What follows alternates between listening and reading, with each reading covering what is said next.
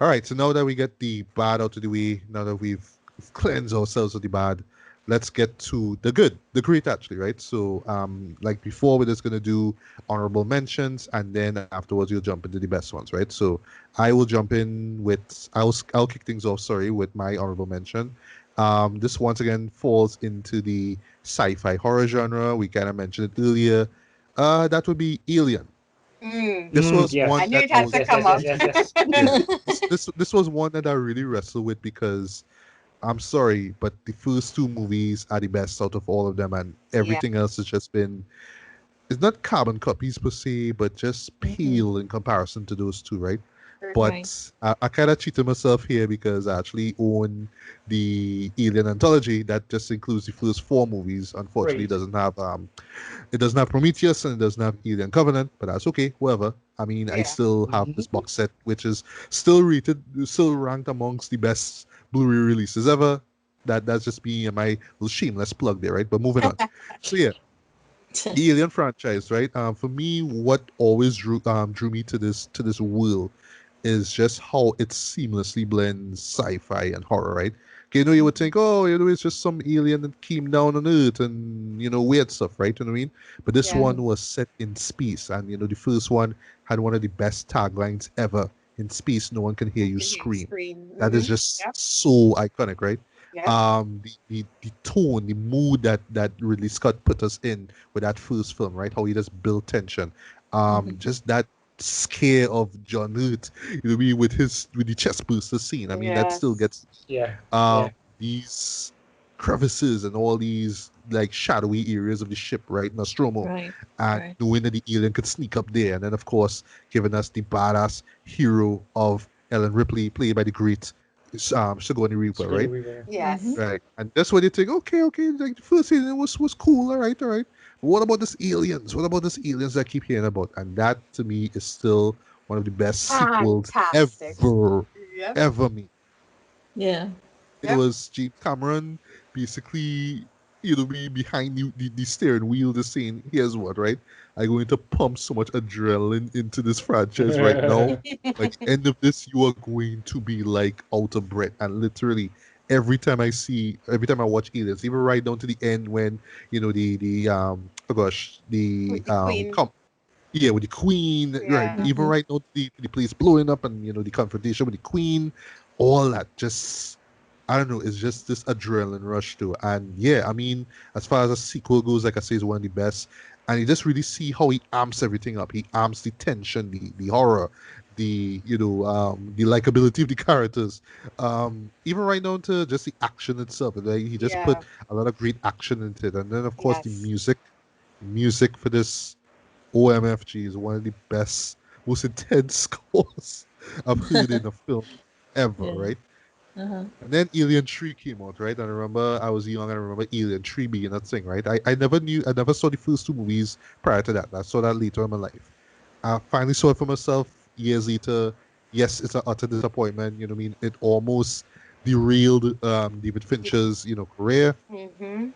But and even Alien Resurrection, which yes is the weird thing is that as much as they could talk bad about Alien 3, at least it tried to do new things, and I could see the same thing Hmm. for Resurrection, but it just felt like they were just trying to pander to 90s sci-fi filmmaking. So Yeah. everything had to be all edgy and all in your face and whatnot, but the core of it, just the heart of it, just wasn't there. Yeah. Even right down to reviving Sigourney Weaver made no sense to me, Yeah.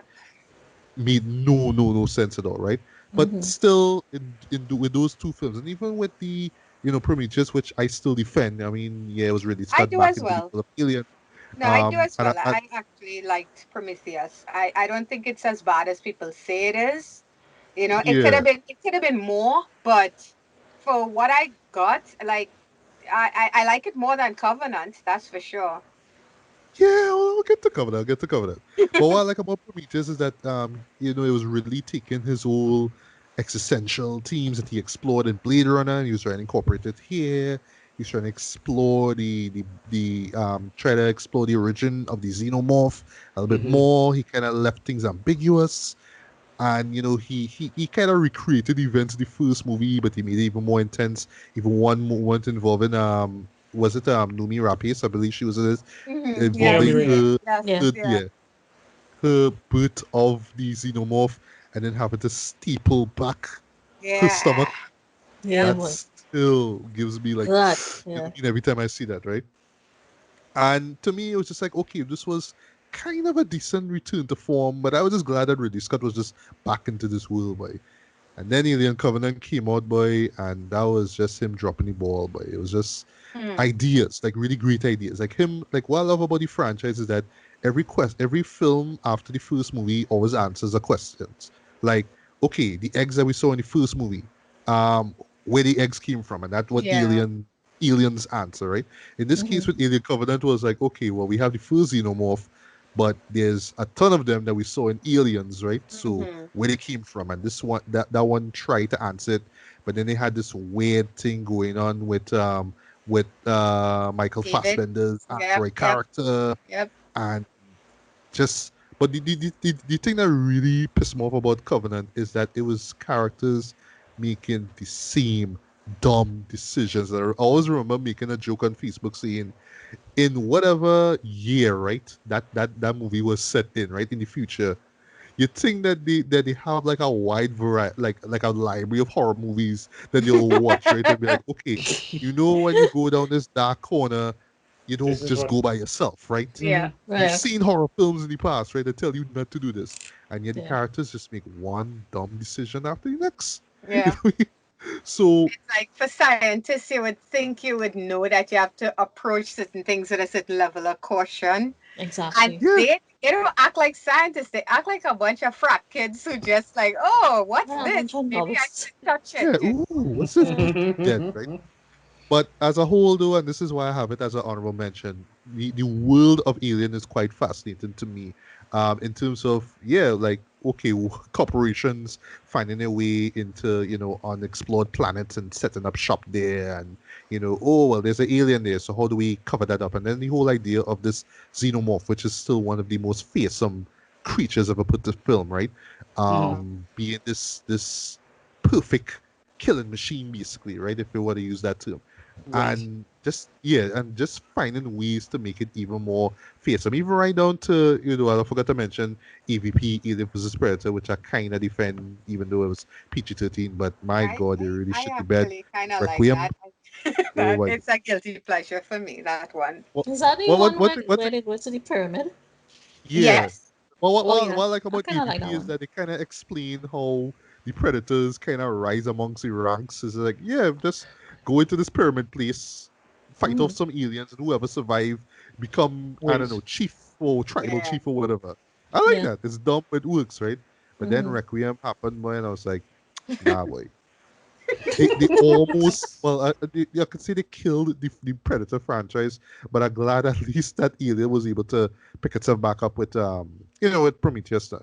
But Yeah. overall, like I know, the first two movies are classics, and the others just pale in comparison. But there's still something about that franchise that I will always go back to. And yeah, I would admit, if there's a next movie coming out in that world, I doubt that really Scott would even care to make another one. But if he does, yeah, I'll be there. So, Right. Tracy, what is your honorable mention as far as best horror movie franchise goes? Okay, I'm going to, and forgive me here.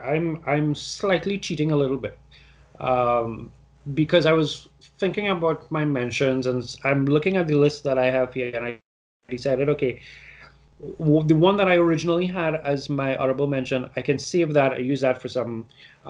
So I will give you one that was close to my heart. It's not necessarily a franchise, but what it did is that an entire um, it spawned an entire series, and it gave me a great deal of life, and it really and truly is one of the first things that I sat down and watched, even though I'm not a person who cares much about, well, let me rephrase that, a person who watches a lot of horror or anything of the sort. This one was good for me, even though it was a comedy horror. And I'm going back to the 90s Buffy the Vampire Slayer movie of itself. Yes. Oh, okay. I mean, all that diatribe to talk about Buffy, but it has the reason why I say I'm cheating is because it's the same Joss who made it, and Joss then comes back a few years later and gives us, Sarah Michelle Gellar in terms of the TV series and that kind of stuff, Yes. and that Right, right. became like this whole thing, and then we had Angel and all that kind of randomness. But the idea of Pee Wee Herman being a vampire, and like like this is Mm. Pee Yeah, Wee Herman, he for crying out loud, yeah.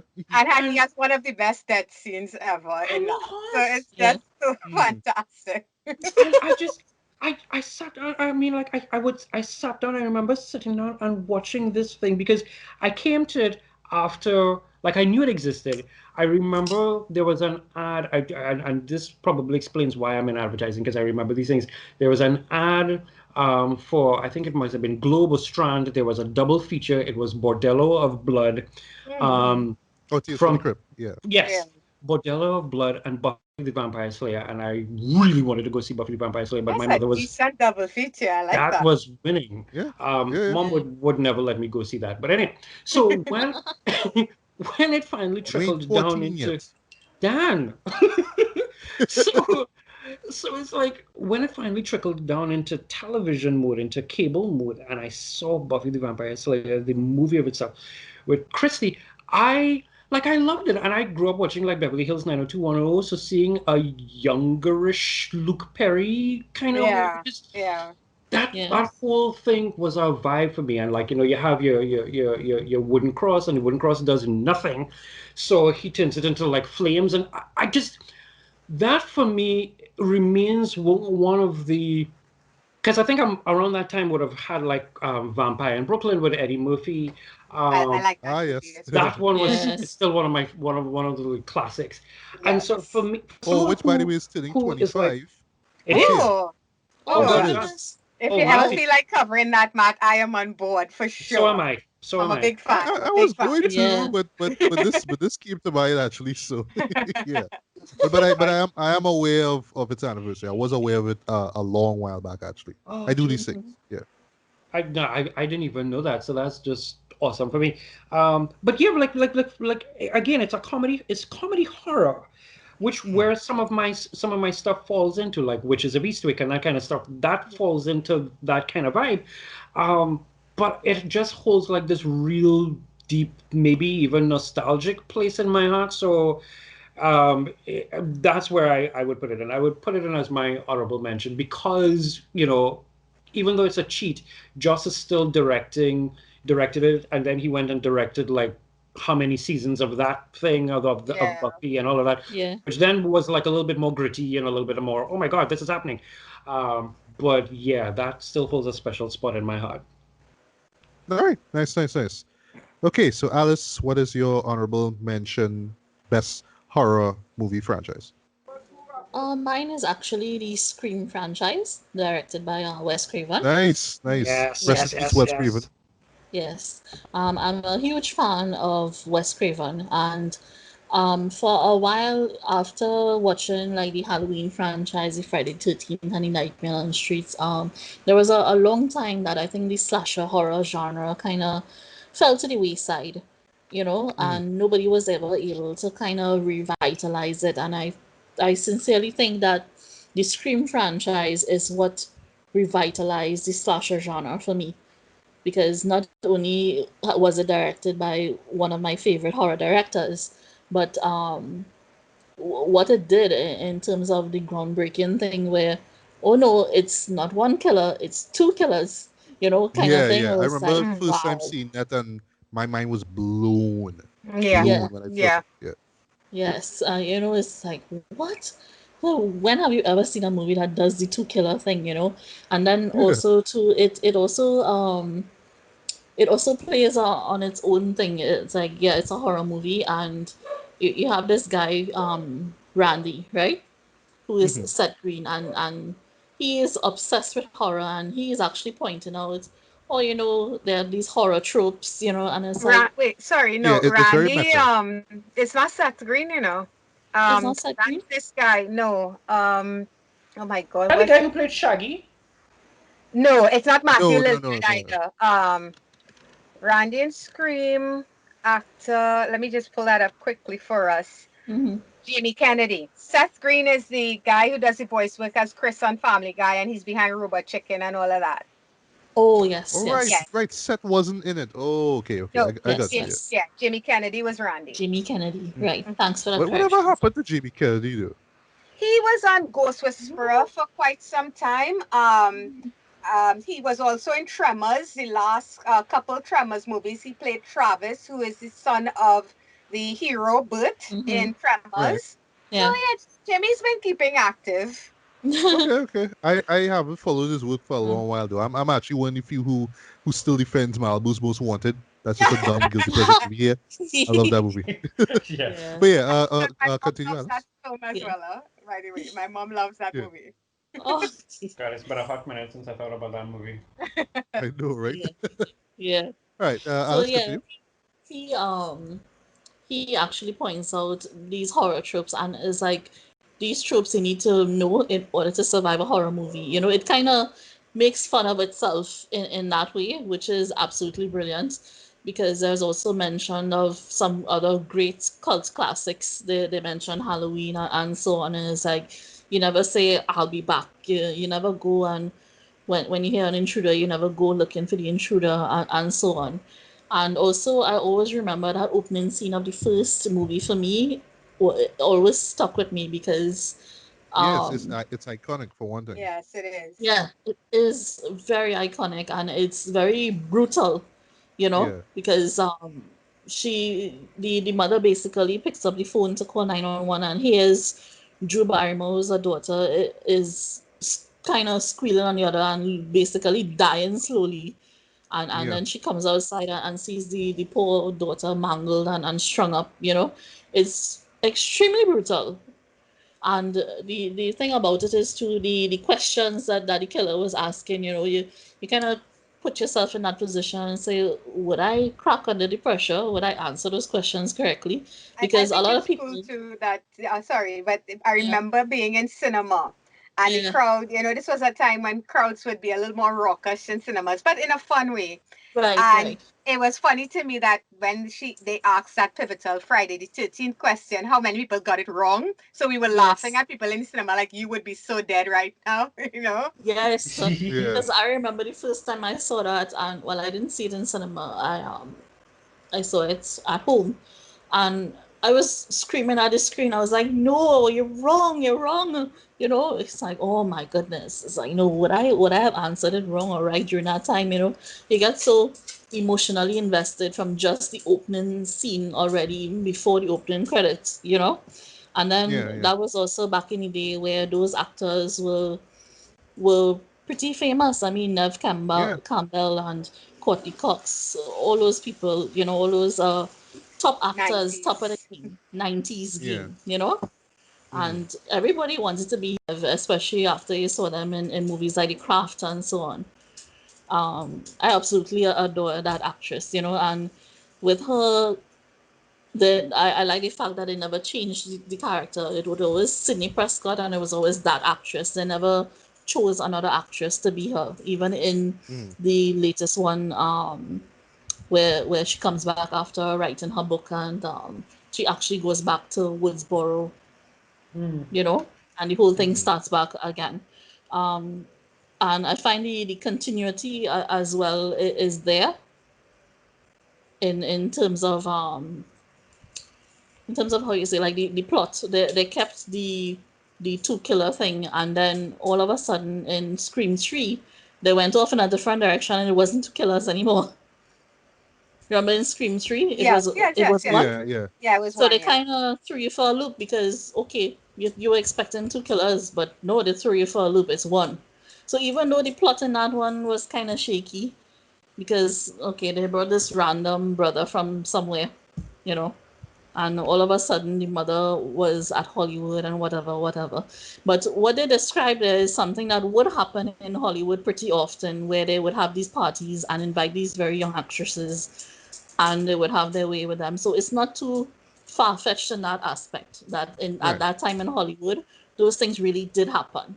You know, it was just this psychotic nature of her brother was a little over the top.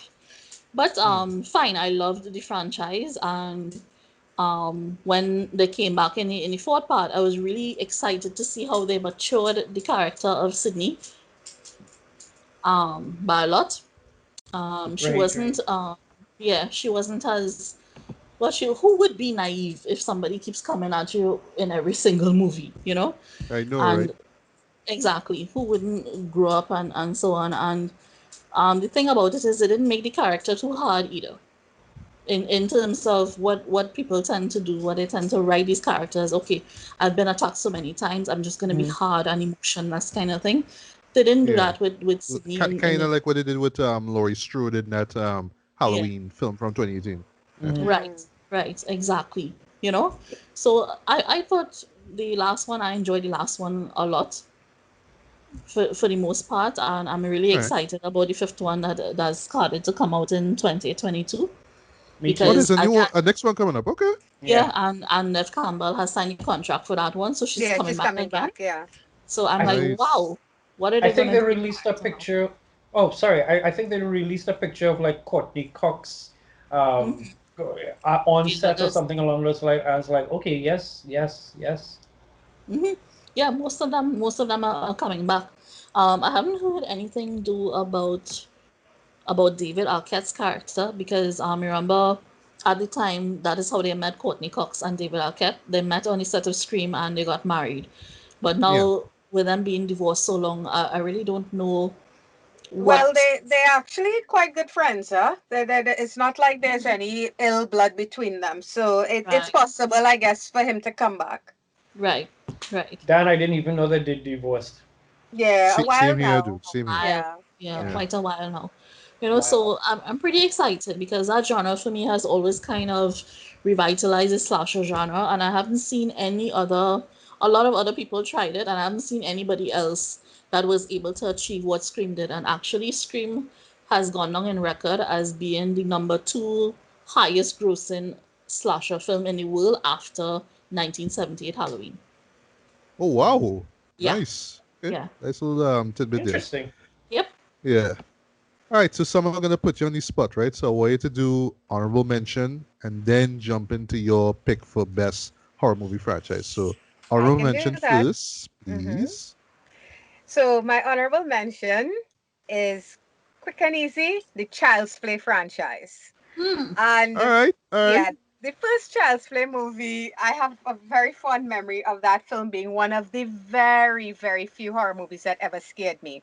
I've always had an issue with the idea of dolls coming to life. Uh-huh, I uh-huh. saw I that remember Chucky film. scaring kids like when I Yeah, was young in primary school.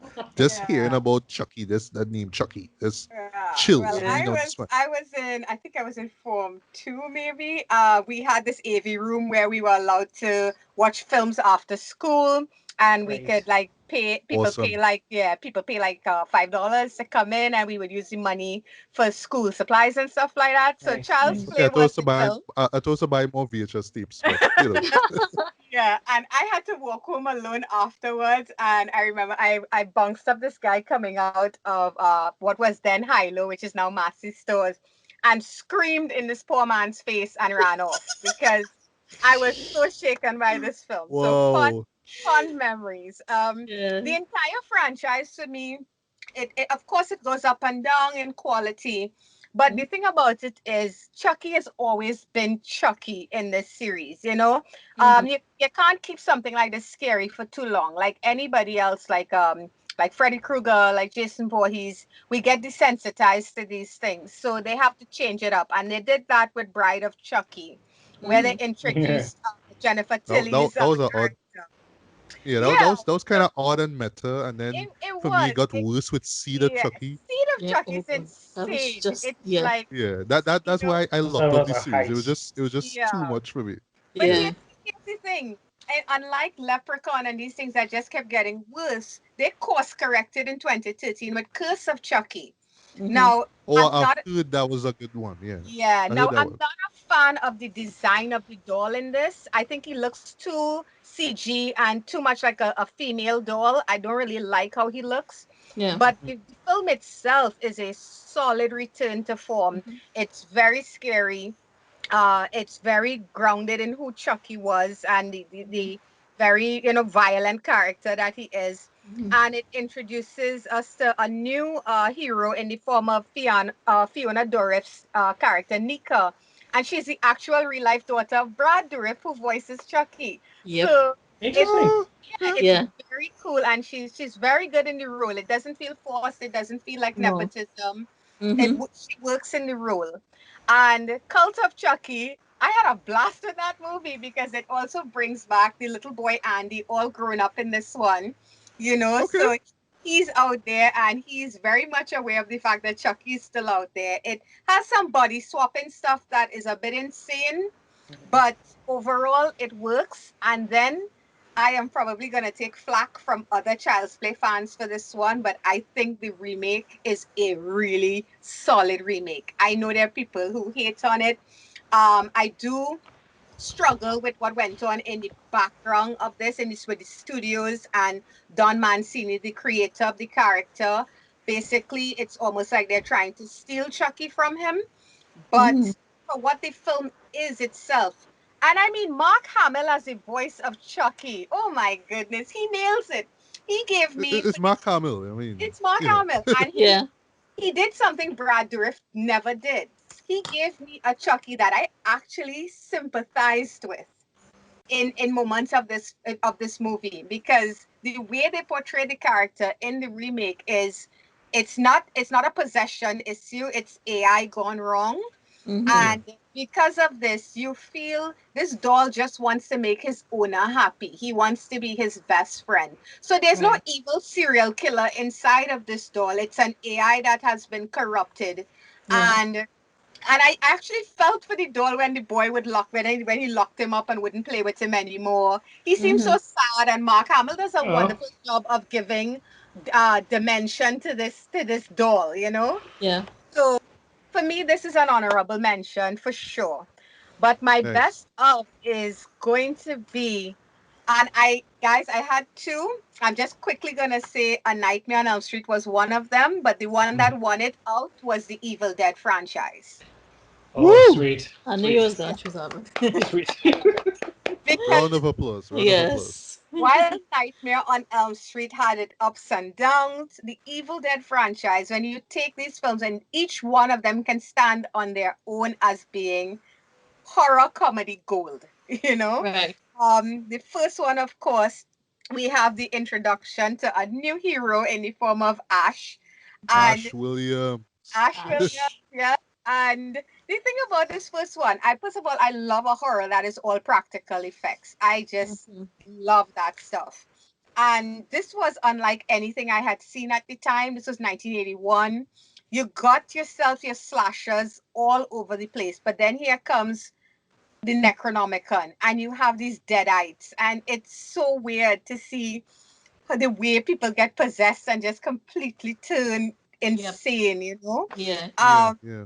the second one, they did what Halloween 1 and 2 did. They continued the story in the cabin, but they bring in new blood, new victims, so to speak. Yes. And what I liked about this one as well is that the character of Ashes, we're actually seeing that growth. It's kind of like Ripley between Alien and Yeah. Aliens, where you Mm-hmm. Hmm. see that strength coming through. Mm-hmm. And then we have Army of Darkness. Now, Army of Darkness. So a lot of people think this is the part two of Evil Dead, because what Raimi wanted to do was have different stories being told through time with all these deadites and all this stuff like this. Yeah. So we have this whole shift in where it's happening, and as much as this one is more fantasy horror, it still has that comedic effect. It has that amazing line, this is my boomstick. Yeah. And Boomstick. Yeah. and and at this point in time, Yeah. Bruce Campbell has become Ash Williams. He's Right. synonymous with this character. Yeah. And we fast forward all the way to 2013 to get a horror remake that I don't think anybody thought could have worked, but boy, did it work, It because did. I remember seeing that in theaters and I was blown away. I Especially sound design in that. Oh my Mm. god. I'm right there with you, because they made this smart decision not to try to mimic the first film. And while, yes, we have similar characters, we have the location of the cabin, this one is very dark. There is no It comedy is. in this at all. And it works. It's terrifying. It's the scariest Evil Dead film in the franchise. And that ending is so epically gory. It's I know, you. right? You know, Yes. it's like, It oh, rains blood. It rains rains blood. blood. And we have a hero cutting off her arm, a la Yes. Ash style. It Ooh, just, I would give anything for a sequel to this. It was so damn good. yeah. What we got instead, though, and I'm taking a page out of Tracy's book, was the very well done television series Ash versus Evil Dead. Boom. And Yes. here we have a much older Ash Williams, but he is still his raunchy, Yes. snarky stuff, Yes. And Yes. Yeah. we throw in another iconic person in the form of Lucy Lawless is in this as a Yes. Oh demon yes. Oh yes. of The all queen. things, the All queen. hail. Yes, she is so good in this, and she's such a perfect foil for him. The two of them just, mesh Well, well together. remember All, since Xena? Because remember yeah, he was in Xena too. yes, he was in Xena Yeah. too. Yes, so And this the producer television, Robert Tappert, who worked on the first film, he worked on Xena and Hercules. yes, So yeah, her Yes. yeah. husband, right? Her husband, Mhm. So, yes. yeah, so this television series, I really wish we would get at least one more season to end it perfectly. But Mm-hmm. all three seasons, in my opinion, were enjoyable. The third one wasn't that strong, but it was still up there for me. So, Right. definitely, if I have to give it to a franchise that really managed to keep that energy going and to always feel like they were giving you something a bit fresh and a bit new, it would be the Evil Dead franchise. Mm-hmm. All right. Lovely, lovely. Okay, Tracy, what is your pick for best horror movie franchise? All right. So I'm going to go with Dr. Lecter. Um, All Woo! right, all right, all right. Hannibal. Wait, I wait, wait. still. You're talking about from Manhunter or I Silence of the have Lambs not. onward? Ooh, That's the yes, thing. yes. I have not seen. I had I to have put not you on seen point. I had to put you. I Manhunt. had to put you Well on that one because done, Matthew. it's no, no, no. It's one of those films that people forget. Oh, this was the actual first, Intro. Yes. movie based on Hannibal Lecter. But I'll And confess, I haven't seen that one. I've it's a Me, seen me all the neither. others. fantastic one, guys. You should really check it out. It's so damn good. Mm-hmm. That's I Um, that's on will my to go watch back to list that. this year for yeah. sure. But yeah, Hopkins. sorry for putting you on the No, Good. spot, no, no. That's Trace. fine. Sure.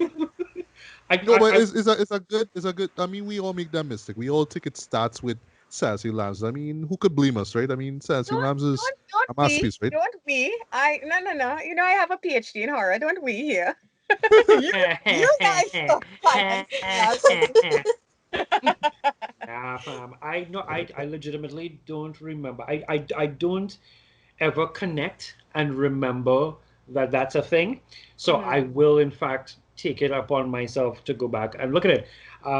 But in terms of that entire, well, so for that franchise, the only one that I throw in the dustbin is Hannibal Rising. Um, Yeah, no, nobody cares I about that. Nobody I'm like, cares about that no, movie. please, I just no. But Nope. No, no, so no. so Silence of the Lambs comes out, and that was great. I mean, for me, the outside of okay, there's two things outside of Buffalo Bill later on in life being the police captain in Monk, and every time I watch Monk, I see him dancing, with his kid dress. Lipstick on, Like, yeah, what you doing this doing? thing. Like, would you like Why no, would you? man. It puts the lotion So on the skin or it gets it the puts or it gets I still like ever so often because mom and I do this random thing where some one of us will do a movie code. So there are times when someone will randomly say in the house, it puts the lotion on the basket, And it's good. you know, Yeah, puts a and lotion on yes. the skin or else on he its gets a hose skin again. or it gets Or the it gets hose. the hose again. And him screaming at the girl in the well, don't you hurt my dog. I mean, I am a dog Yeah. lover. So even though it's like a serial killer, I'm like, don't hurt the dog now. And then that end shot in the first one where she's on the phone after he hangs up and she's still there. Yeah. Judy's still there, Dr. Lecter, and the camera Yeah. just moves. And the So camera that just stays there while all the credits roll off. I all love of it. it. Yeah. I love it.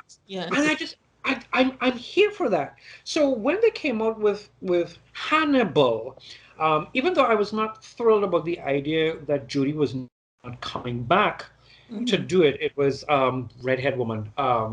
I keep thinking she played Sarah Palin. Yeah. Julianne. Yeah, Yeah. Julianne Yeah. Moore, yeah. Julian Moore. And Yeah. it was really Scott behind the camera because folks at in the 2000s he was just on a roll. It was Gladiator, then Yeah. it was this Right. show, then it was Black Hawk Down. Like he was just on a roll in the 2000s, guys. But yeah, go Mm-hmm. on. Yes. It was his name. So even though the idea of that Judy wasn't in there, and it took me a little while because I was not happy about the idea that Judy did not come back for it.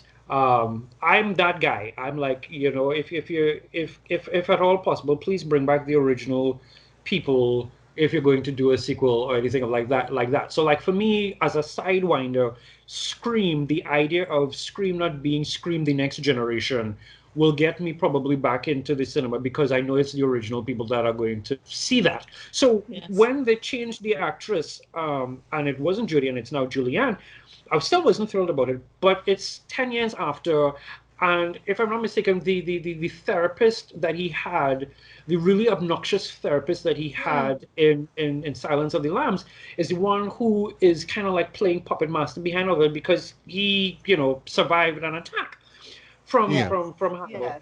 So Yeah. I was there for that, and then Red Dragon. When Red Dragon came out, Red Dragon was not a movie that I actively said, "Oh, I'm going to go to the cinema and see any of this." But I do remember it coming out on cable, one of the cable channels. Um, and I sat down and I looked at it. Now I still live in like the Book of Revelations and all that kind of stuff. So when they started talking about the serial killer taking on the idea of the dragon and Yeah. his Yeah. tattoos on Oh the by the back. way, that tattoo that oh gosh, I'm Oh forgetting the yeah, actor's Refines. name. Well, well, Yeah, yeah, fine. Refines. Yeah. that refines rock on Voldemort. that. Yeah, Yeah. And then the speech that he gives, I am the red dragon. Yeah. Timeless in my Yes. opinion. I love that. Just a FYI though, Red Dragon is basically a remake of Manhunter. But I oh, really I've think you heard that, should, yeah. yeah, you should watch Manhunter though, because I feel like Manhunter just does it better. right. Okay, okay. Yeah, the guy is not as attractive as Ray Fiennes. It's it's the villain. It's Tom Noonan, the actor from RoboCop 2. I think it was. He was the villain in Wow. RoboCop 2. I Okay. Right. don't know if you guys remember RoboCop 2. I remember RoboCop 2, but I I try to remember place the bits of face. it. Yeah, the one who Yeah. becomes a robot himself in the end. Uh-huh. They Oh, okay. upload his mind. Yeah, it's the Oh, same yes, actor. yes, yes. Yeah. Well, I will make it my point of duty to take in Manhunter. I will do that. But yeah, those what is that? One, two, three. Yeah. So And then those one three. that didn't work. That would be Yeah, Ryzen. that Mhm. for me is like it's one of those that falls in the category, and this is going to sound weird, but that falls in the category of Green Lantern. I don't necessarily talk about it.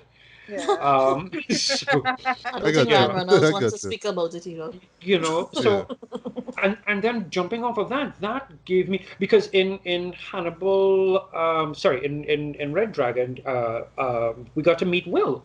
So Yes. Will Graham, and then you have the actual series with Mads Yes. Oh my playing God, his that Yes. son series. Oh, brilliantly. Still one of the darkest series like put to TV in the last decade.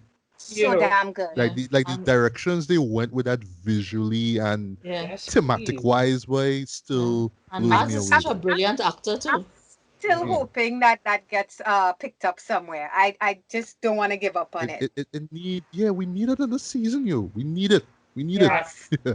I will end with by saying on a personal, on a little more personal note, I have been wanting, and I still want to do it, a cosplay of like the moose head kind of motif, that from the series of itself. Wow. I just like Mhm. that is my that is my I That have would to be pretty cosplay cool that for at some point in Halloween. time. Yeah, I yeah. just Yeah, yeah, it will, it you will. know.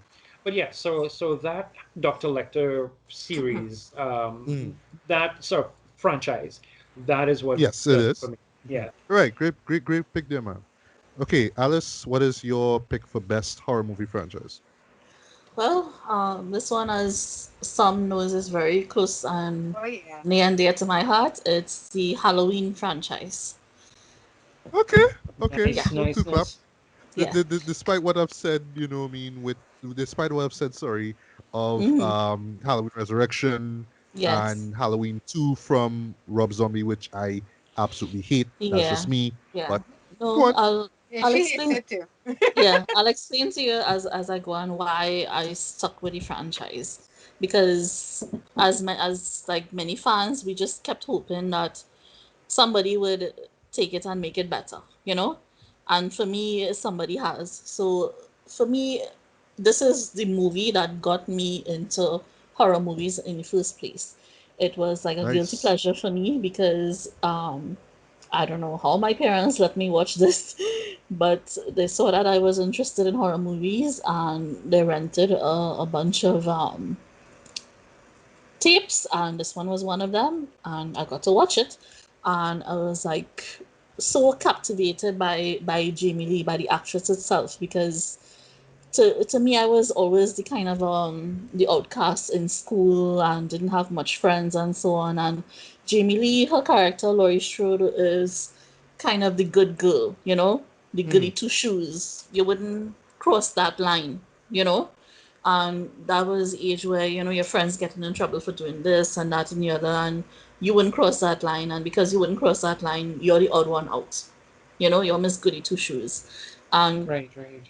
to me it was synonymous with what I was going through at the time, because look, here's this girl, all her friends bite it, basically they all get massacred, and she's the only one that survives. She's the final girl, and she's a good girl.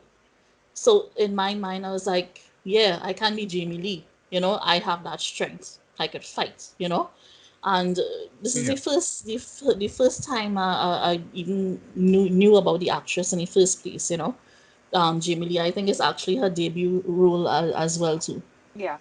Yes. Yeah, it was. So after that, I started following her career, and it was so cool that they came out with this killer that doesn't even speak a word during the I know. entire Yeah, film. yeah, yeah. He speaks nothing. The most you'll hear is like just heavy breathing, and he's wearing this creepy mask, Yeah. And even And he the doesn't synopsis. run. He doesn't No, run. He just no, he just lumbers walks. along. Yeah. Yeah, he just lumbers along, and he has this super strength. He could just hold somebody and snap the neck, kind of thing. And what I also liked is that it wasn't gory. There wasn't a lot of blood or anything like that. Yes, the I don't think kills. there was any blood in the first one. No, there wasn't any blood, because even up to the scene where Linda's boyfriend gets stabbed in the kitchen, he gets stabbed, but you don't see any blood whatsoever, you know. Yeah. Mm. And then there's that iconic scene where he steps back to look at his work and he turns his head to the side, kind of thing. It Yeah. was like, Oh, I it love was that shot. Yeah. Yes. yes, it's super creepy, but it kind of gets that atmosphere across as to how mentally twisted this character is. Mm-hmm. And then came Donald Pleasance as Dr. Sam Loomis, the hero. Yeah. Empties a gun on Michael. And then, to our horror, he turns back the other second and He's he's not there. gone. He's gone. He's gone. And Jamie Lee just looks at his face and starts to cry because, I was like, oh my God, Yeah. I just went through all that for nothing. And then here comes Halloween 2. Which I And what I really love. enjoyed actually. I thought it was a really good follow up to the last Yes, one. and Yeah. this is the thing. This Mm-hmm. is the first time I've ever seen a franchise that did such a smooth continuation. Like literally, Jamie is being collected to go to the hospital after this night of trauma, and the whole thing continues. You could watch it so successfully. I have this tradition that I do every Halloween, and I start off with those two movies, and I watch them one into one another. So it's like one big gigantic movie I'm watching, Right. because it's so Nice. fluid, you know. Yeah. And here we see Jamie still, this guy still trying to kill her, and she begs the doctors not to put drugs in her system because she knows that he's out there. She senses that he's gonna come after her, So, and then also she's already banged up, she can't walk properly, the doctor hasn't even set her leg, and she has to struggle and basically crawl through the hospital and still be kind of woozy because they still put the sleeping aids in her, so she's seeing blurry, falling asleep sometimes, hiding in between rooms, and that gives you that atmosphere, that Mm, sense of foreboding, and your heart beating because you've gotten so attached to the character of Laurie Strode by now right. that you don't want anything to happen to her. And then the big reveal comes where I know a lot of people had problems with this direction, but I personally didn't. Where you see that, oh shoot, the file was closed. Not even the doctor knew that Michael Myers is actually Laurie's brother. Yeah. And I really didn't have a problem with this. I see a lot of fans were bashing that online, but me personally, it was okay. You know, Yeah, it and was spoiled for Doctor, me by the time I saw that movie, to be honest. So I was just like, okay, yeah, well, uh, yeah, yeah, yeah. So basically, Dr. Sam Loomis comes up again, and he's a hero again, and he knows now that he knows the whole truth. He rushes back to the hospital to save Laurie, what could probably be one last time. Because he's already aged from between part one and part two. This poor doctor, what he's going through, and he just wants to. He just says that there's nothing in him. He cannot be redeemed. That man is pure evil. There's nothing behind the eyes anymore. yeah, So he at the end he basically it seems to me like Dr. Sam Loomis is dead, but he doesn't. He survives, and he's just horribly burnt and stuff because they mix the gases in the operation theater, the ether and so on, and it gets flammable and the lights on fire. So he didn't care. He just wanted to stop Michael. He didn't care that he was going to sacrifice his life. You know. So it came quite as a surprise that Dr. Sam Loomis survives, and he has to walk with a cane now, and he's like three-quarter of his body has been burnt and scarred. And he comes back in part four. Sorry, part three is where they try to veer off, and unfortunately the franchise suffer because I really don't know what they were trying to go for an anthology series. Now, with the success of one and two, I don't really know what was the reasoning behind it, why they decided to veer off from the Michael Myers theme. Can I interject? Sure. So it was never supposed to be all about Michael Myers. Your boy Carpenter, he really just wanted to create One and two and just what, end. yeah, Mm-hmm. actually just wanna. Mm-hmm. He said he wanted it to be, okay, that's why the name of the movie is Halloween. It was Mm-hmm. supposed to be kind of like Trick or Treat, where it's an anthology of stories. Each one is Yes. different. And the first one was supposed to be this faceless, shapeless killer Right. stalking this person, and that's The it. babysitters, yes. Right. But it did so well, the studios insisted upon a sequel. Right. And he was like, okay, fine, whatever, I'll do the sequel. Mm-hmm. And then after that, he's like, yeah, but I want to do this my way. I want to do the anthology. Mm-hmm. So he does Season of the Witch, and it's an utter failure. So the studios are like, no, we have to We get have to back bring to back Michael Myers. Michael. Yeah. But as we were discussing before, if you take Season of the Witch and you take away the Halloween aspect of it, where people are expecting It's Michael not bad. Myers, It's not bad. it's actually a solid horror movie. Mm-hmm. Yeah. It can't stand on its own as a good horror film. It's quite Mm-hmm. creepy. Mm-hmm. So yeah, back Yeah. to you, Alice. Yeah, because basically, what Sam is saying is true. It can stand by itself. It is particularly creepy because it deals with mind control and using these children's Halloween masks and so on. And it's very very creepy because I rewatched it recently to prepare for the podcast, and it's very very creepy. But again, it didn't do too well at the time because I think maybe people didn't understand that that was the concept that John Carpenter was going for, that it was never meant to be all about Michael, and it failed miserably at box office. So when they returned um with part four, is actually says the return of Michael Myers in 1988. Um, it kind of, how you say, they tried to introduce a new character, but it wasn't really a new character in terms of, okay, the character of Laurie Strode, they say, is technically dead, and she leaves surviving her daughter Jamie Lloyd, and this is where we see the introduction of this brilliant actress, Danielle Harris, and she totally blew my mind away with the way that this little child acted in both part 4 and 5, but more part 4, because I think that may have been some. Correct me if I'm wrong. Is that her debut? Was she in anything else before that? No, that was her debut. Right. She's So gone on so to become a scream queen in her own right. So, but that was her exactly. Okay. debut. Yeah, yeah. Yeah, she has. And this little actress, and the emotion behind her eyes, the pain of not having your parents with you and then being traumatized, and she did not know that this creepy guy that trying to kill her was her uncle yet at that point. She was just a broken child, and it was super important for her elder sister to love her like family. And now she starts to get tortured by her uncle, Michael Myers. And the way that this child screams during these scenes where she's trying to run away from Michael Myers, it really grates on you, not in an annoying way, but it's like, oh my goodness, you just don't want Michael to get his child and kill her. That little actress really took that role and ran with it, to my Right. surprise. And part 5 actually does the same thing that parts 1 and 2 did, where it continues right from where the other one kind of stops in a way.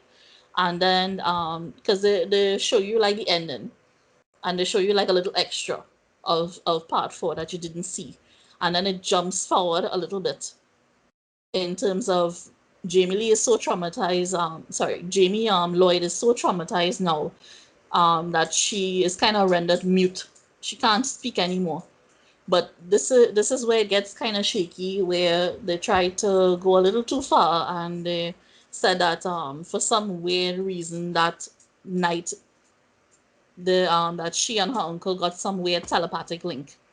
I don't know how this telepathic link came about, Wow.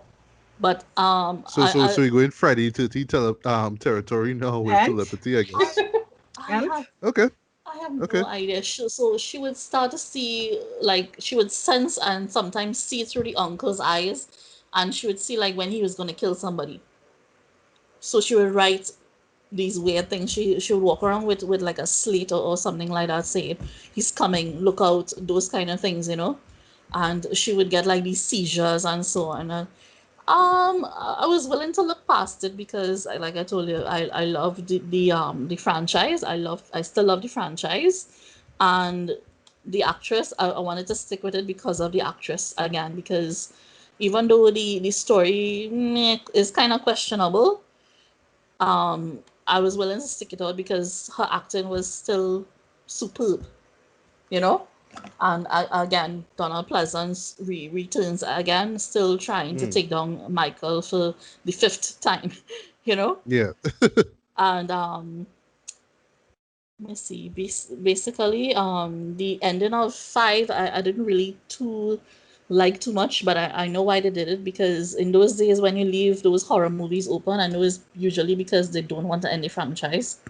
So they always leave that open loop. Oh, Michael escaped, kind of thing.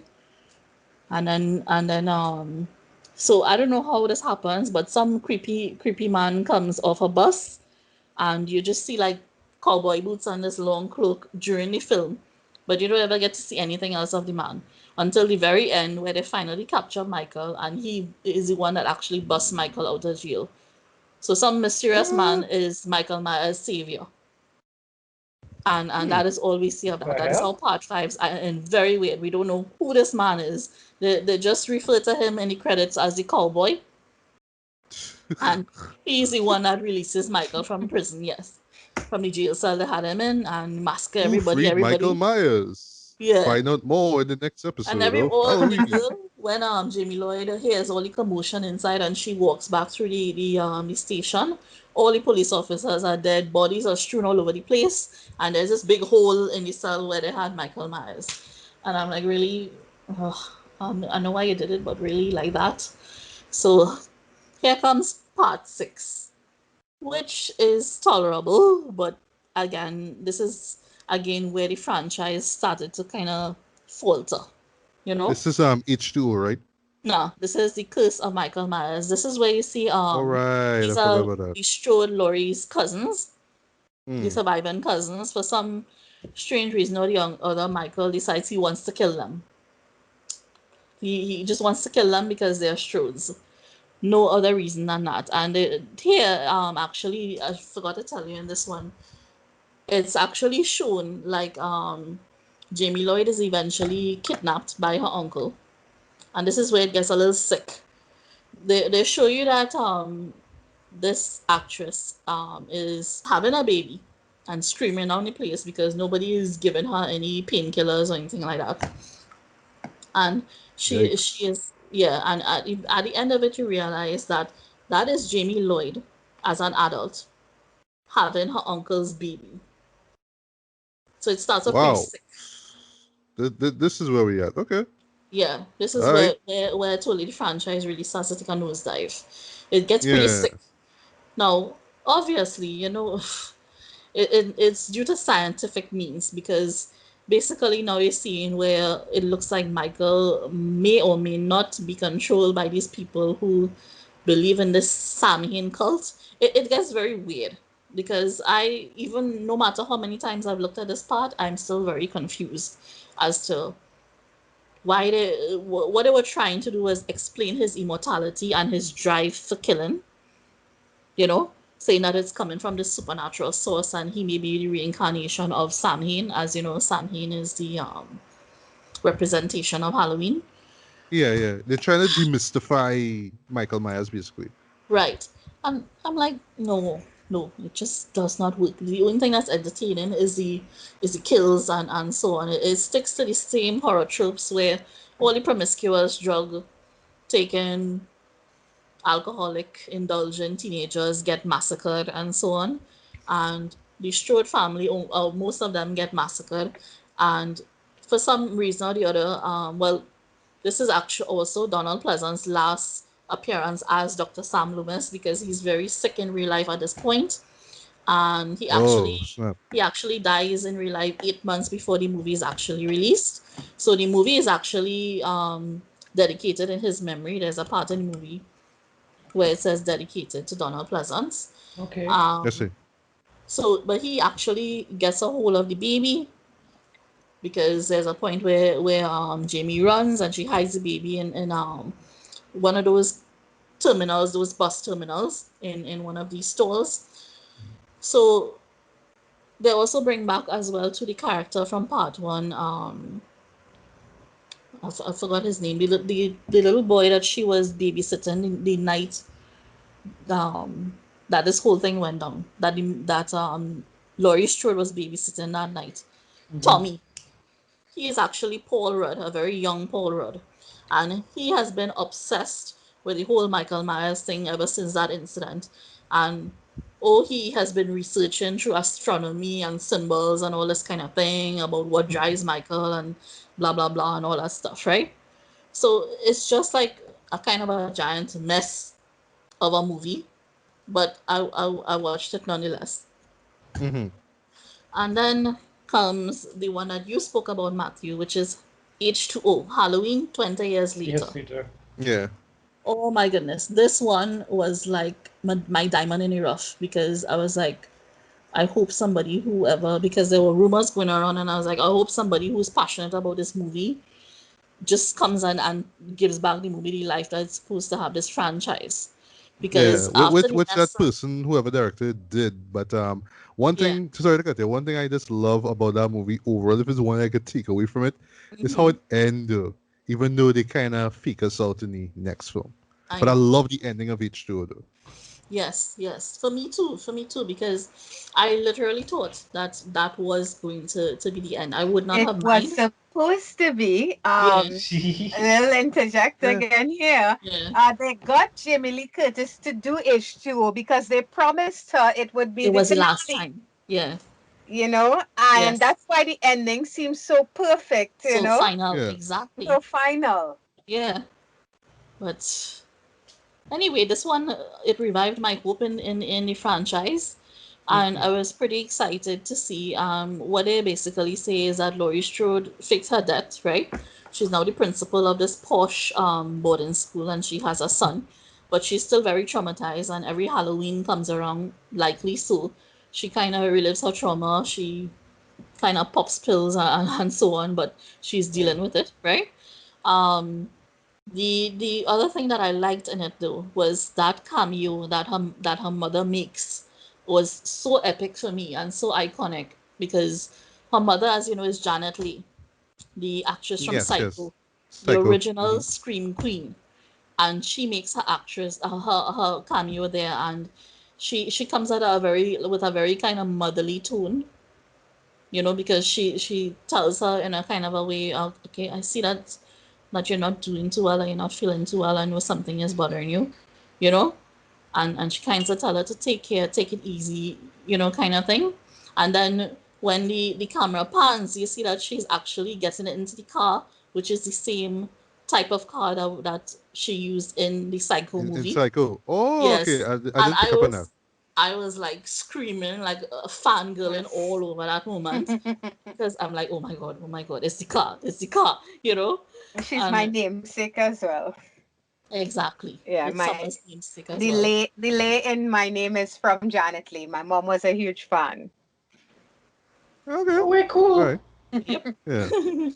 So with all that, and then it, like I told you, it revitalizes it because I find Michael came back badder and better than ever because he was pretty brutal in this one.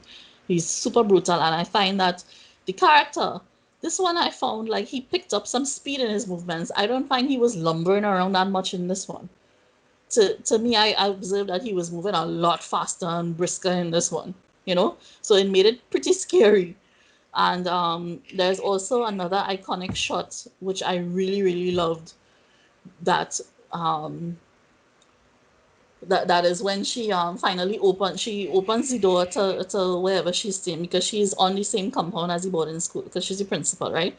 So she has her apartment there, and um, her son, who is a very young Josh Hartnett, and his girlfriend, Yes. Yes. Michelle I remember he was Williams. in that. Yes, Hmm. they're trying to get inside because Michael basically has killed their other friends at this point, and she has his key because she has to kind of like work her tuition in because her father is not paying her tuition bill for whatever reason.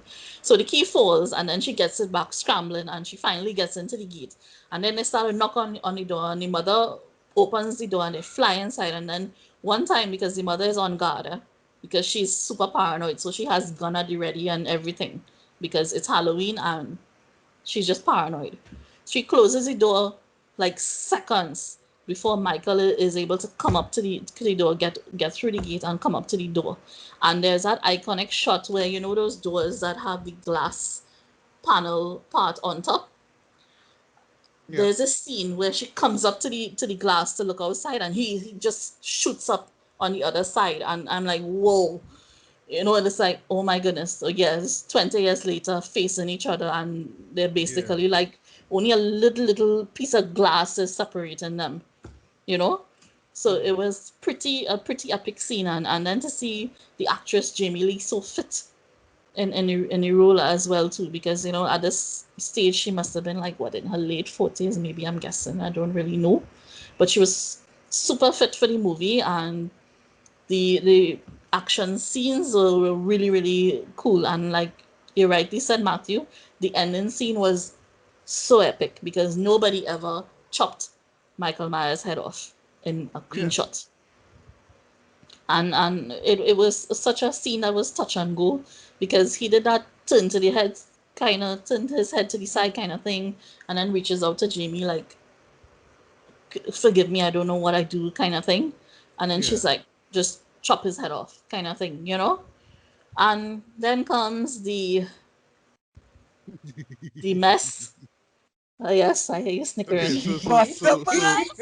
so That's all right. So that's three things I resurrection. want to say, right? One, Busta Hmm. Rhymes. That's Yes. all. Number Oh boy. two, him kicking Michael Myers with that. Local. "Wah!" Yes. Yeah. I love that. And then the moment before that where he confronts Mike Myers and he's just like Mike Myers and he's like, I left the back door unlocked for your ass to get on the back and into the garage. It's like, He's oh like, my you need to get your ass back in the garage with Nora. That's your job. I could listen Wow, to that guys. any day. It is hilarious. But yes. anyway, go on, I go on. really don't know what they're trying to do there. Well, they tried resurrection, I suppose, but it kind of like flatlined in my book. And then It flatlined the from the opening of it that movie. flatlined from the opening. I was I not gonna know, say right? that because first of all, they effed up the ending of the nice ending that was H2O. Yeah, In they that, cheat to the audience. They say, "Oh, it was one Yeah. of the ambulance guys, something like that." Or uh, Yeah, it who was yeah, was the police dressed like officer. Mike, who got beheaded. I think so. Yeah, Oh, Yeah, that's something like that. it was Yeah, ridiculous. a police officer, like and right. Michael crushed his larynx, and in order to Yeah, so he escape, could he puts talk. his mask on his head, and That's a that Mission explains it. Impossible kind of scenes. I know, right? yeah, It like was just when did Michael pull this off is beyond me. And with all exactly. those people around, all those paramedics, those The place was cops, swarming with right? police The officers. Yes. slowest moving man alive somehow managed to pull off all of this. So It's okay. like, and then they show you that Jamie Lee is such a broken character now, and she has to be institutionalized, and I didn't like it because that's not my Laurie Strode. That's not why I loved that character. So they basically excuse the language here, pooped on my heroine, and then they killed her. Poop.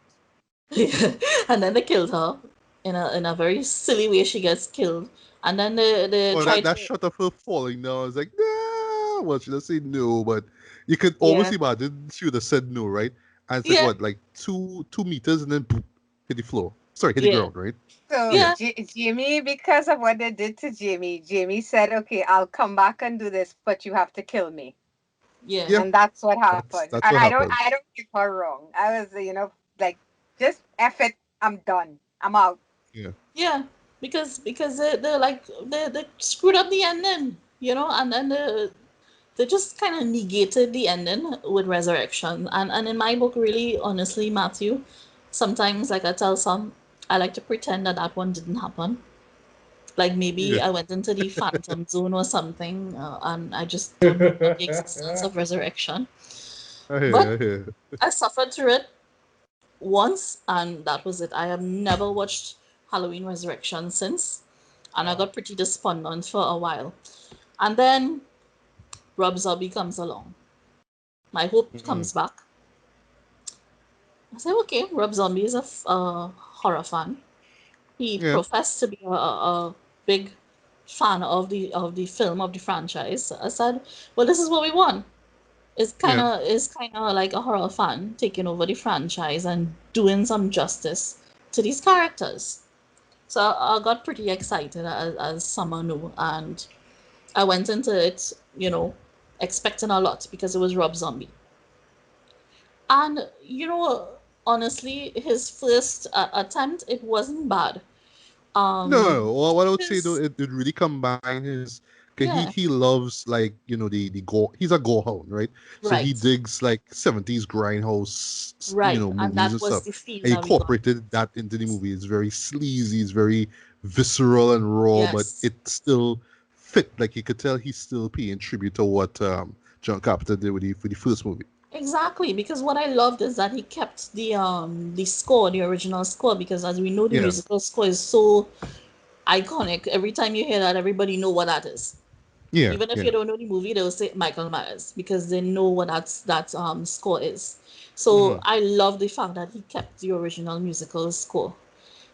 But sometimes I don't like when they try to explain too much about the character because to me, Michael was more scary when you didn't know what was driving him. You know, Yeah. when you didn't know And that's why they had exactly. to show that he came from a broken family. Right, His stepdad was always beating on him, and his right, mom, and he right. just had this killer instinct, and I think he kills his stepdad actually. Yeah. Yes, he does. Yes, Hmm. very, very brutally. And Very brutally. Yeah. they actually showed you in this one that that wasn't exactly his, like, you remember in the first movie, the 1978 version, it's kind of hinted that his first kill is actually his sister Judith, right? Now Yeah. in this one it shows you that his first kill is actually the school bully that he Yes, yes, beats yes. to death with a piece of 2x4. So his sister is like his third human killer or something like that in the movie at this point. And he keeps the storyline where Laurie is his sister, because at this point where they show you this is happening, they actually aged Michael. He was not 6 years old like in the 1978 version. He's 12 years when he's doing this, and he adores his little sister, who I think is Angel or something. Has a very 70s name, Angel. I think Yeah. the baby name was before she was adopted and changed. So it shows that he adores his little sister and he adores his mom. But they also showed you that he might have had a very weird fixation with the mother, because they showed you the mother was a stripper, and the kids at school were bullying him and teasing him about that because they Mm. saw a poster or something about it. So he had some hang ups with the mother with that stripping thing, right? Yeah. So they showed that all of that is what was responsible for Michael turning out the way that he was. And they showed you the degradation of his mind, because after he did this horrible thing and they sent him to the institution Smith's Grove, um, Malcolm McDowell is Rob Zombie's version of Dr. Sam Loomis. Yeah. And The let me tell you, great Malcolm McDowell. right. Now I love the actor, but I just thought that he kind of theatricalized the character of Sam Loomis a bit. But Right. I was willing, I understand. yeah, I understand. Mm. yeah. But I was willing to stick through, because he had at that point in the in Rob Zombie's first Halloween, his intentions were genuine. He really was trying to get Michael to change. You know, he was talking to Michael and trying to get him. But after a while of him asking, when am I going to come out? When am I going to see my mom? And he was not coming to terms with the fact that he killed people. This Michael did not seem to shut that part out of him. And eventually he just stopped talking altogether. And they show you that the mother kills herself, so he stops getting a visit from the mother, and that is his last human interaction with the outside world, other than Dr. Loomis. And Dr. Loomis gets older and he gives up on him, and he told Michael that, yeah, I'm not spoken for so long and I have to move on. You know, and you could see that that Dr. Loomis is pretty broken up about leaving Michael behind, but he says he has to do it, right? And at this point, he has not spoken for years. And now we flash forward to adult Michael, who is this scary Tyler Mane, the ex wrestler. And I think he was Yes. Yes. Sabretooth in one of the X-Men movies as well too. This is Yes. the tallest, most massive Michael Myers that we've ever seen, because this man is 6 feet 9 inches. Oh, So he is scary. And Mm. I loved that fact that this big scary looking guy with hair all over his face. You can't see his face, you can't connect with the eyes to see anything, doesn't say anything, and he's brutal and gory. And when he does get the mask, it's nice and grimy, and it has blood splattered on it. It's not like, this is an issue I had with the other mask as well too, is that they would say stark white even though he's killing these people and blood is splattering all over the place. You know, the mask was nice and grimy. I loved the makeup, and the actor did a superb job, because he used his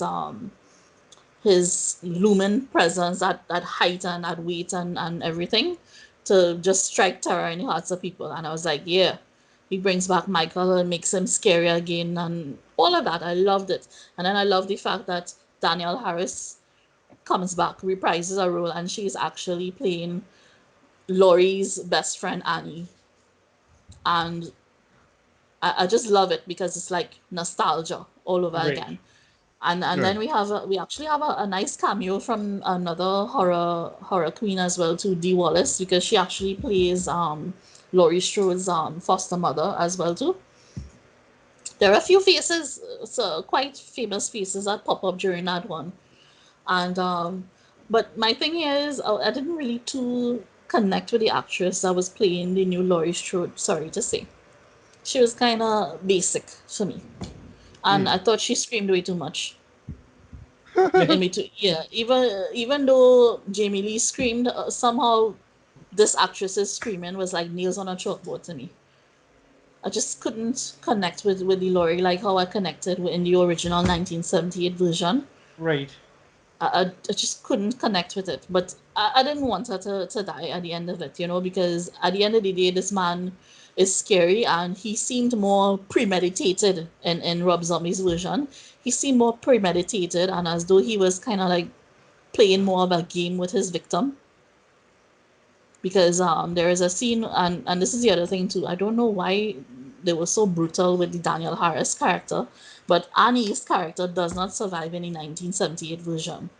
Rob Zombie's version, she does, but he's very brutal with her, and she's full of scars when she does survive. I really don't know what was the reason behind brutalizing that character so much, but I was glad that she survived at the end. And then comes Rob Zombie's Fall from Greece with me. And the reason why I never watched another Rob Zombie movie after that too. He basically turns my doctor, Dr. Sam Loomis, into a real glory hound, publicity seeking fool who basically does not care about people's feelings. He writes a book and basically exposes the fact that Laurie is Michael Myers' sister, and Yeah, I remember that. it shatters the character. And Oh I'm like, wow. why did they turn this iconic character into such this idiot? And I was like, every scene after that where you saw Dr. Sam Loomis, I cringed. Hmm. I literally cringed because that's another hero from this franchise that they basically just pooped on for me. And I was like, oh my god, Rob Zombie, what did you do? You were starting off so good. What did you do? Did they You ever know? give a rationale for turning that character into basically like a 180 kind of vibe? I really don't know, because in the first one you genuinely see where he wanted to help Michael, and he was so disappointed in himself. He said so in the movie that he was disappointed in himself that he could not help Michael. And then he writes the book, but he does not. He just wanted to teach people about people like Michael that have Oh, that kind of psychosis. So for the okay. character to do that 180 in the other one is like, what did they do to Dr. Sam Loomis? Why is he such an idiot now? There's actually a scene where like his publicist or his assistant or something, he starts to order her about and says that she's useless, and he wants his tea or his coffee to be like this, the other. He sounds like a real tool, for want of a better word. And then he's doing this book signing, and what they showed you is that one of the Laurie's friends from the first part that dies, Linda, right? Right. Um, I think she was the first friend to die in the first part, if I'm not mistaken. Her father comes to the book signing and pushes his copy of the book in front of him. And when Dr. Loomis opens the page, a picture of the girl is there. So he basically flips out and attacks Dr. Loomis and tell him, "You are a murderer. You were the one responsible." You know, and it barely phases the character. Hmm. It barely phases Loomis's character to see like if he has an ounce of regret for the shit that he does in part two. I really don't understand why they did such a mess with that character. And then they also turned Gloria as well to, now who knows? I've never been through that type of trauma. Hopefully I'll never be in that type of trauma where a serial killer is trying to kill me and is basically massacred all my friends and family. But I didn't like what they did with the character. They made the character. Yeah, I particularly hated what they did. That just making her twisted all of a sudden. Yeah, she was a nice girl in the first part, and she was bouncy and full of life, and she would make these rude jokes to her mom to make her mom blush and stuff like that. It's like how this character just went from that to this, who literally looked like she'd obeyed. She looked like she hasn't passed a comb through her hair in years. They just twisted the character so much. And then there is the dynamic of her and Daniel Harris's character, who were basically fighting with each other, because it would come up like, okay, well, I went through this trauma too, and they would throw it in each other's face, and I didn't like that they were doing that, because this girl is such a friend that she wouldn't even call her by her name. She would say, "Hi, baby, how you going?" That kind of thing. So I love the friend dynamic from the first one. And basically, the friendship is so strained in the second one, where they were literally throwing their attacks in each other's faces, like which one suffered the most that night. It's like, why? Why do we need all this? You know? Yeah. So basically, it went on a downturn, but I still had hope that somebody else would take up the genre, because Rob Zombie said after that he was not doing any more Halloween movies. I was like, yes, open a space for somebody else to pick up that, open a space for somebody else to pick up that mantle. Maybe if I Right. win the lotto, maybe I might pick it up and do it myself. That's what I was thinking. So then comes the news that Jamie Lee Curtis is coming back. And Yes. Yes. I'm like over the moon, because I'm like, oh my goodness, Jamie Lee is coming back. She's reprising her role as Laurie Strode. Yes. And then the people that are responsible for it, John Carpenter is more involved in it. I'm like, yes, there is some hope here. There is some hope here. And I got pretty excited again going into this version that is gonna be good. And I'm happy to say that I was not disappointed. I was like, yes, this is what I wanted.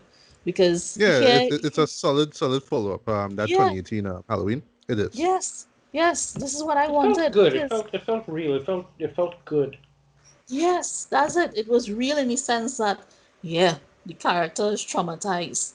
She had a traumatizing time running away from the serial killer. And yeah, she had two failed marriages, and the state had to take away her daughter from her because they thought that she was not doing the right thing for the child. But at the end of the day, it did work out, because her whole thing was about preparation, because she knew that Michael was going to come back for her. So she was like practicing. She booby trapped the entire house. I just loved it, because it showed strength in the character. Even though the character, yes, was broken in a way because of the trauma that she suffered, the way that she chose to deal with it was to prepare herself, you know, and to teach her daughter to prepare herself, because she knew it was coming. And that is what I loved about Laurie Strode in the first place. There was a Hmm. strength to that character that would Resilience. develop. Exactly. Yeah. Yeah. So again, this came 40 years after, I believe, if I'm not mistaken. Yes, this was exactly Yes. 40 years after the original film. So, but what my little points that I did not too like was, the daughter's character would be a bit too snippy with the mom, because she would try not to understand. She would think that the mom and even her husband was just like window dressing, because he was just annoying for me. It's like Yeah. he There thinks was that she should just like get I know over why it. he's there, but like they were like the way how they create how they present that character was just like, nah, you just kind of unnecessary right now. Yeah, totally unnecessary. And then the things that he would say would be like, what? It just wouldn't make any sense. He would make these stupid comments like, and then they expect the mother, well, Laurie's character, to just get over it, to just get over it. But you don't get over something like that, you know? So you can't expect her to get over it. You can't expect her to not be damaged, right? Yeah. And the only way that they thought that they could punish her is by keeping away her grandchild from her. So therefore they're just creating the damage, Hmm. prolonging this damage in this family, because the grandmother wants to be with the granddaughter and the granddaughter wants to be with the grandmother, and you could see where the granddaughter where they have scenes together, she wants her to be normal, yes, but she understands the turmoil that the grandmother is going through at the same time. But they don't get to explore the relationship because the mother always making up excuses and blocking her from being a part of the child's life, right? Well, teenager's life. And then Michael is due to get transferred. Another journalist is interested in doing the story. So they do this weird scene where these journalists come and they go to the hospital before he gets transferred to this facility where he'll be locked up for the rest of his life, basically without any human contact. And the scene is a bit weird because they pull out the mask, the iconic mask, and he these all the other patients start to get disturbed and stuff like that, but Michael doesn't turn around, but you can see that the person is an aged person, fine, but it's a big person, so still could be a bit scary, right? So in usual fashion, Michael escapes. There's a big accident. He starts killing people, goes straight back to Haddonfield to look for the survivor that he didn't get to kill. And this is something that they did that I don't mind either, where they recon the thing about Michael Myers being Laurie Strode's brother. I don't mind that either. They reconned it, and they actually said the granddaughter actually says that was just a stupid rumor that the media started to make Yeah, I their remember they story said that. sound I actually juicy. like that. Yeah. Yeah, I didn't mind that. I didn't mind that because it kind of cleaned up the whole franchise. All the unnecessary, yeah, yeah. Yeah, yeah. So they were kind of like wrapping up loose ends and making it cleaner and flow better. And then we get to see Laurie fight against Michael another time again, a very very smart way. Because what I thought was what I liked is that her entire place was rigged. Every single room was rigged in such a way where it could contain him. So if she checked the living room and she didn't see anything there, she would hit the switch on the wall and it would close the room. So Michael couldn't go back there and hide from her. And she was doing that to every single room in the house. And it was such a smart thing for her to do. It was somebody who knew this guy, knew how he stalks the victims and was just prepared. And that iconic ending shot where is how you say, it's kind of groundbreaking in a kind of a way where, okay, you see like the daughter is hidden, like there's this hidden thing under the kitchen counter, the kitchen island, that Michael doesn't discover that there's a room underneath there until like almost to the end of the movie.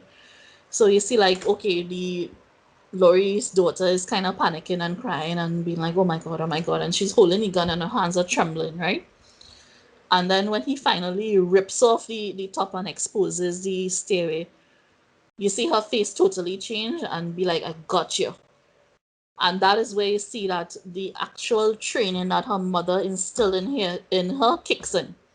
Where Yeah. she, okay, she's not that frail actually. She learned from her mother and she just starts shooting, you know?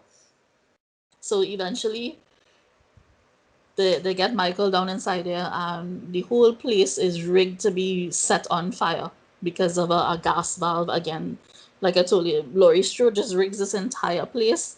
In case this happens, we could do this. In case this happens, we could do this, right? And it was so excellent in the way that it was handled and done. Um, I know there's another movie that was set to come out this year in October, and like a lot of other movies, they've been pushed because of the pandemic. Yeah, So I was Halloween pretty Kills, I think. disappointed. Yes. So I was pretty disappointed because when I saw the little trailer, the little teaser trailer, it basically looks like it was kind of doing what Halloween 1 and 2 did in terms of continuation, because you saw like these the police was kind of flying down the highway, or it was a fire engine or something like that, and you just see Jamie Lee Curtis is like screaming, no, don't save him, don't save him. So I was kind of excited and disappointed at the same time that I didn't get to see that this year to get to review it, you know. But Yeah. again, That would have been good to see this year, though. To be honest. yeah, yeah, it would have, Well, because I was like, oh my goodness, Yeah, and actually, I think there's another one. I think they're signed for 3 movies. It was this There's one, supposed to be three. There's supposed to be three. That ends it, I right? think. I'm not sure. I think it's Halloween ends. Yeah, I think you're right. But I was like, the people that took this over is Danny McBride and some big names here. Is like those people have a love for the genre, and I'm pretty proud to say that they took the. That's why Halloween will still remain my number one franchise because they saved it. Hmm. They Yeah. saved the entire franchise, and hopefully it will keep heading into that direction with the other movies that they're planning on bringing out. We won't know for sure until we see it, but the fact that Jamie Lee Curtis and John Carpenter and those people are still on board is a big plus for me, Yeah, and that, that's that why that that makes it hopeful. yes, Yeah, it so does. It does. yeah, all Yeah. in all, that's why it's my favorite one. I'm All very right. sentimental Well, about it. yeah. All right. Well, no, I mean, and it shows, huh? All right. Well, for me, I'm gonna save you all a lot of time, a lot of trouble here because my pick for the top horror movie franchise just so happens to be Summer's pick, Evil Dead. Wow. Yes, Yay! yes. Twinsies. This is like the best horror film franchise ever, in my opinion. Thank you. And I know it well. Pretty much everything that you say, Summer, I agree with. But my reasoning behind my fandom for this, right? It's okay. So when I grew up, I heard about Army of Darkness. I remember when it came out in theaters. I had no clue what it was about, right? And I think years later I saw it on cable, but I didn't know that there were 2 movies before this, right? So Mm, late years later, I think it was in the 2000s, I got into this sort of like I just got into this cult film phase, right? And from since then, I've just sought out, you know what I mean, the best and most obscure cult films out there, right? It's just mhm. something that I'm very into, stuff that just not mainstream, right? They're not designed to be mainstream. They're weird, but they're good weird. There's something unique and special about it, and they have this, devoted fan base, right? Right. Yeah. And that's how I got into the first Evil Dead movie. And everything about it blew my mind, how visceral it was, how dark and brutal and just in your face it was for Mhm. early 80s film, right? And it just felt like, well, even more with the second film, it just felt literally like you are in the trunk of a car and there is a brick that is on the gas pedal and is going down a hill, and you are just feeling that rumble. You are just there wondering, okay, if this car even hits something, what's gonna happen to me? So it feels like this non-stop thrill ride though, from start to end. It actually got away with an NC-17 rating, and Yeah. and rightfully so though. But still, to this day, it is one of my favorite cult films. It's a film that I could just watch and just enjoy from top to bottom. And then Yeah. just when I thought things couldn't get any better, there was Evil Dead 2, which just like Aliens is one of my all-time favorite sequels. This one took the same analogy I just said there with the back in the trunk of the car thing. I just amped it up by 10, but it was just Yeah. non-stop, you know what I mean? And what it does in the process, it did something like for me as a former film student, right? Like I studied Mhm. film at UE. So when you make your first film, right? You always wish that you always kind of look at it like, you know what, it was good and I had fun making it, but I wish I could do it over. Like if I had more money, if I Mhm. had more time, I could do this Mm. over. So when I saw Evil Dead 2, that just inspired me. It still does it. Yeah. Because yeah, essentially what it is, it's a soft reboot, but it's also a sequel to the first film. You know what I mean? There was a bigger Right. budget, there was more, effects, more money put into this. And speaking of Mhm. effects and just camera work, just want to touch on camera work. Just that tracking shot, that seemingly endless tracking shot that just moves through trees and bursts through doors and smash Yeah. through windows. First time I saw it in the first movie, I just lost my shit when I saw that. And every time I see it, like in all the films, it just blows me away, right? Mhm. And just on that quickly, it just really embodies the energy that like a first time filmmaker that would be Sam Raimi, we put into his films though. And even Mhm. with the other films in the series, right? Well, which I'll get into. Well, of course, Evil Dead 2, The Army of Darkness. It really felt like he just had that youthful energy inside of him. You know what I mean? Just like, Yeah. okay, it's just me and my friends in the woods making a film. Let's Mm-hmm. just see what insanity we could create out of this, right? And I Mm-hmm. mean, I could tell that that just inspired many horror fans, many filmmakers, just to be like, oh, just go out there and make it. You know what I mean? Case Yeah. in point, Peter Jackson. You know, with his debut film Bad Taste, it's essentially him and his friends making this movie over the course of like 2 years on a weekend, on Right. weekends, Mm-hmm. sorry. You know what I Yeah. mean? So I just every time I see those two movies, I just feel that. Of course, the Right. big sell, of course, is Bruce Campbell. You know what I mean? Became an icon literally for me with Evil Dead 2. You know what I mean? His groovy. You know what I mean? Every time I see that him rocking the Yeah. shotgun, the sort of shotgun and the chains. So I'm just like, yes, this is the icon right here. But to Yeah. me, where he truly became part of pop culture was with Army of Darkness, right? Which Mm-hmm. yes, is to me admittedly the weakest of the series. Mainly because it just deviates so much from the horror element. But you know what? For me, it was Sam Raimi saying, you know what? I just want to make a fantasy adventure film. I want to draw inspiration from Ray Harryhausen and Robert E. Howard. You know, the little Errol Flynn adventures of Robert Hood here and there. But I still Mm-hmm. want Deadites, and I still want this guy wielding a shotgun, which he calls now a boomstick. I know Yeah. chainsaws and quips and whatnot, right? And I Right. Mhm. got that. You know what I mean? So it's just probably the most fun out of that trilogy itself, right? I thought, Mm-hmm. okay, that was it. All right, fine. You know what I mean? No more Evil Dead films, okay. And then we got the remake in 2013. Well, sort of soft reboot slash remake, whatever. And I'll never forget seeing that in theaters and just, be my toes curling, my hands just gripping the Yeah. seated cinema boy. Because yeah, it was visceral. It was brutal. Mm-hmm. It literally felt like somebody just pulling out your teeth one by one Wow. over the course of like 85 minutes. Hmm. Yeah. It's endurance. It's an endurance test. You know what I mean? Yeah. And like what you said, Summer, like what I brought up with you, um, rain like blood. It rains blood in the end of the Yes. movie, Yeah. Yes. and it's So incredible. much blood. It's like how Yeah, much of that stuff did they have to use? It was Yeah. amazing. yeah. Yes. And the final kill that the actress Jean Levy, who I love that they flipped the script that, oh, it's not the guy that's gonna survive, Yeah. it's It's a Jean girl. Levy, right? Yeah. Yeah. That final kill, boy, oh my god, is so gratifying, but at the same time it's so gratuitous and brutal, but I just love it, right? And And even the gory. little Yeah. sting at the very end with Ash saying groovy, I didn't mind that at all, right? Yeah. And last things last, just when I thought things could get better last decade, we got one of the best TV shows of the past decade, Ash versus Evil Dead. Evil Dead. This is one of Yeah. Yeah. my all-time favorite TV shows from episode one go to the end, which, what I mean? Yes, Yeah. yes, the third ending was weak. Sorry, the third season was kind of weak. It really could have gone for one more season.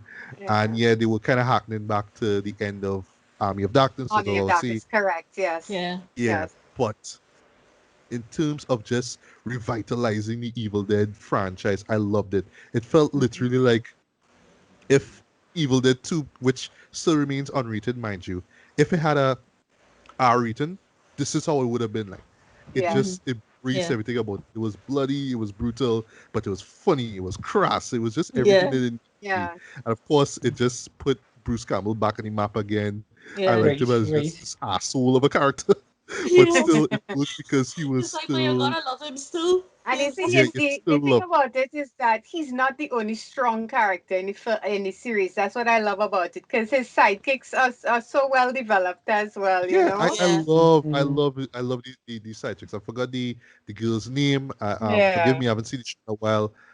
There was the Hispanic guy as well too. I With the love what they weird did with him hair. in the yeah, I Mm-hmm. love what they did with Yeah. him in the bedhead kind of thing. I love what they did with Yeah. him in the second season with him being possessed. Yeah. That made for Pablo. some really, yeah, Pablo, right? That Yeah. made for some really like chilling moments in that series. Yeah. But Yeah. yeah, I love that it just spoke to the fans, and it introduced the world of Evil Dead to a brand new audience as well too. And like I say, it's one of the best TV shows I've seen last decade. Really. Of Mm-hmm. course, Lucy Lawless was great. She was just Yes. fantastic in that show, but Yeah. and I think, well, last things last, I hear we're supposed to be getting a new film called Evil Dead Rise. I'm not sure when we're gonna get that. I hope that it's very, very, very soon. You know what I mean? 'Cause I don't want that they wait till, poor Bruce Campbell gets way too old to even, Yes. do this role. You know what I mean? To actually Yes. say, hey, let's do Yeah. this, right?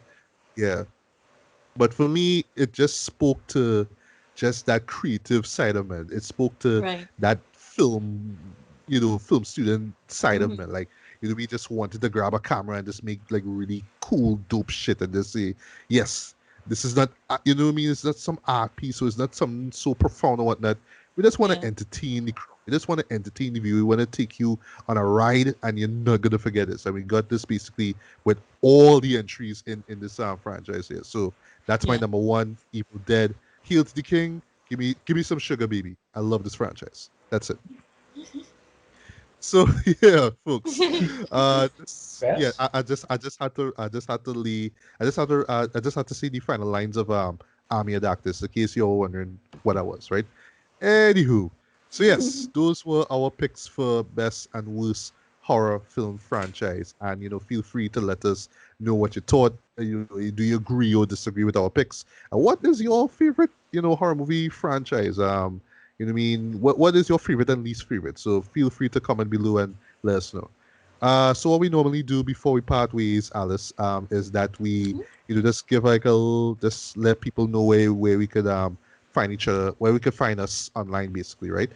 So Alice, where can we find you online? Okay, well, you can find me on Facebook. I have a group called Dark Alice Reviews. So you can Okay, find that's me it. there. No, Yeah, I was yeah. I gonna don't say, have a well, you YouTube could. channel or anything. All right, well, no Twitter, no Instagram, nothing. Okay. Yeah, yeah. My Twitter and Instagram are both Alice Oscura. So you can type All that right. in and you'll be able to find me. Okay, sure, sure, sure, sure. Hmm. All right, you could find me on Twitter. Just look for Bear Beat Bailey. On Instagram, you could find me at Bears Beats and Bailey. On Facebook, just look for my name, Matthew Bailey, along with a Legally Black blog official fan base, where you find the link to this episode of Retrospect Reviews and the others that I've done before. And of course, the BS Beats and Bailey podcast, which I do with Ricardo Medina. Tracy, where can we find you online? Good sir. You could find me. Okay, I'm on Instagram as We Are Tracy. One word, We Are Tracy. If you are on what's this thing? If you're on Twitter, you can find me basically there as Poet in a Glass, Naglass in a glass. And on Facebook, just basically look for Tracy J Hutchings, and you'll see all my madness there. All right, nice. Your madness. And last but not least, Summer, where can we find you online? You can find me on YouTube at Movie Junkie for Life. You can find me on Facebook at Movie Junkies Continued at CONT apostrophe D. And you can find me on Twitter at TNT Movie Junkie. I also write the horror movie blog for redmangoreviews.com. Right. And speaking of Red Mango's reviews, sorry, shout out to Julian Neves, right, who, came up Yeah. with that that blog that I still envy because of just the output, what I mean, that you and Alice put out as well, right? So yeah. Thank you. All right.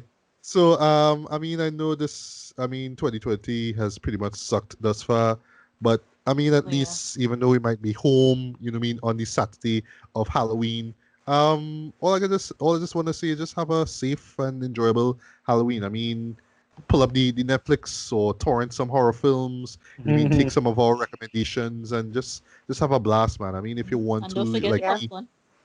yeah, and don't forget the popcorn. If you like me, you could start from Friday night. If you know what I mean, if you're working in the day, or just go straight through, because I mean we have a full weekend ahead of us. So yeah, just have a happy and safe Halloween. Last things last, I'm not into the whole. I've never been into trick or treating. I did kinda once in the States and hated it, but I don't know if we're gonna get anything of that sort this year. But I don't know if you just want to put on, I mean, like a Michael Myers or a Jason Voorhees mask and I don't know, just walk around home with it. Yeah, have fun, man. Because I don't think we could get away with doing that, outside, given COVID-19 Yeah, but regulations and stuff. funny enough, Halloween is all about masks. So, True. Yeah. It can work. It can work. If you Maybe. get the plague doctor mask with the 16th century plague doctor mask with the Right. Oh beak and yeah, the everything, thing with the beak. Ah, yeah, Yeah. yeah, yeah, yeah, yeah. That would be dope. That it would be might dope. be in business then. Yeah, yeah. But all in all, guys, yeah, just have a happy and safe Halloween, man. And yeah, I mean, if you could just rock back and take in a horror flick or two. I mean, what's the worst that could happen, right?